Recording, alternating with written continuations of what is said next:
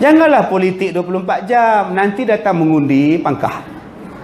Okey, nanti datang mengundi pangkah. Sekarang belum musim mengundi. Kita semayang. Kita jaga janda. Kita jaga anak yatim. Kita jaga orang miskin. Kita jaga anak-anak muda. Supaya dadah tak sampai pada mereka. Ini politik 24 jam penat. Semua yang datang di sini minat P.Ramlee. Termasuk yang duduk pusing tangan ni pun. Tapi saya minat pada P.Ramlee. Tidaklah saya seminat pada Ahmad Mahmud. Pelakon yang saya paling minat Ahmad Mahmud. Hang Toh dengan Hang Jebat Silat tu. Ahmad Mahmud.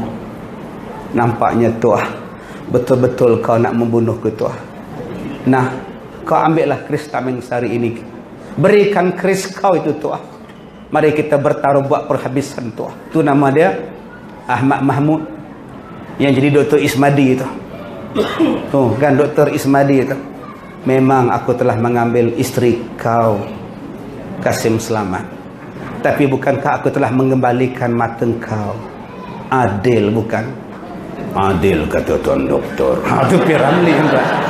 Engkau ambil bini aku, engkau bagi mata aku. Banyak cantik engkau, kata dia.